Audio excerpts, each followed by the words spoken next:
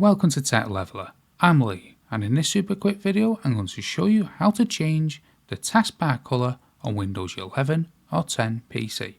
Now, this is relatively easy, and all you need to do is come to the start menu here on the taskbar and come up to the pin section for your settings. If you don't have your settings in the pin section, search from here in the top search box.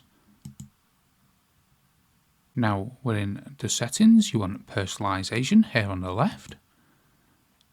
Then within personalization you want colours. Now the first thing to do here, now for Windows 11 users you need to add an extra step. You need to come to choose your mode here and select custom. And then you want to select choose your default Windows mode and you want to drop this down here and select dark. Now you'll be able to come down and choose a different colour, whichever colour that may be.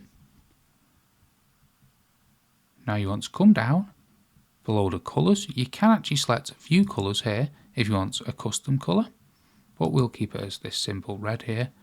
And then you want to select show accent colour on start and taskbar. So you turn that on and there you go. So that's how to change the taskbar colour on Windows 11 or 10 PC.